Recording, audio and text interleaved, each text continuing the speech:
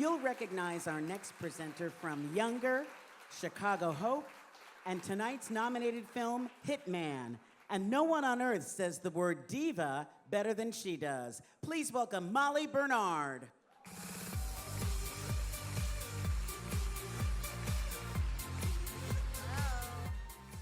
Hello. The documentary script nominees are not only interesting and also informative, but watching these shows actually makes you feel smarter. So if you have little kids like I do and your brain is turning into mush from endless hours of Miss Rachel, these are the perfect grown-up palate cleansers. And if you don't have little kids and your brain is turning into mush from endless hours of Miss Rachel, please seek medical assistance.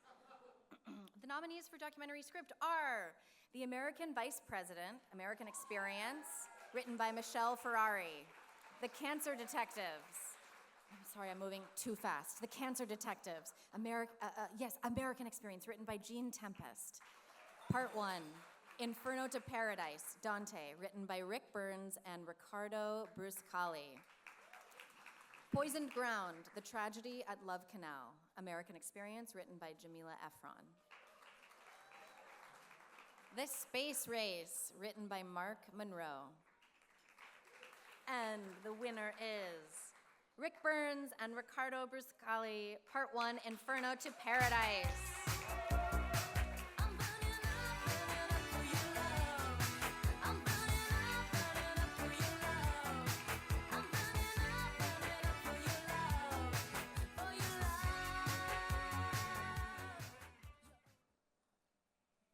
Well, I'm really fucking pissed off.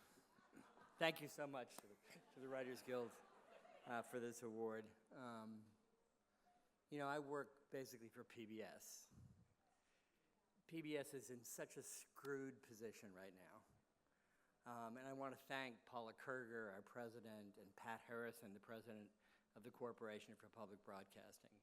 Listen, I worked for 7 years on a film about Dante Alighieri, born 1265, died 1321, totally passionately in love with somebody named Beatrice.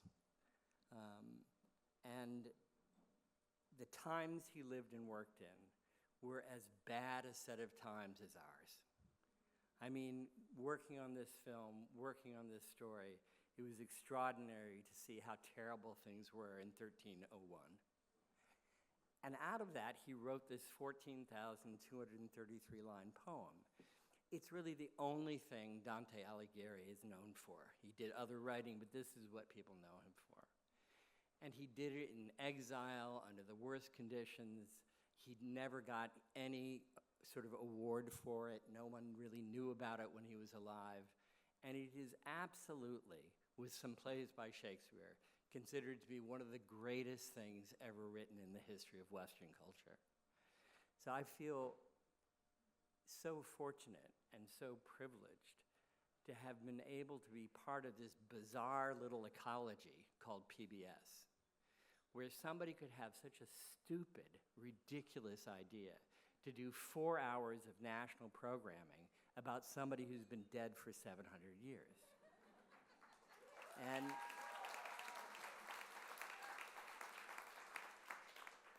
you know what? They used to say, if PBS doesn't do it, who will?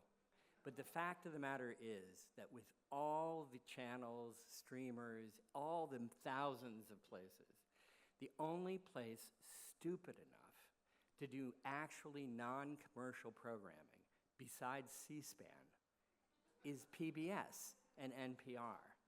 And I'm telling you, this is not something to be kicked to the curb. Our motto, my motto, has always been, and I know it's got to be true of everybody here, when you're doing a piece of work, you've got to kill it before it kills you. And I feel that way about everything I've done, everybody I know in our little nerd neck of the woods, PBS. So if you could do anything on our behalf, go out and just tell them all to fuck themselves.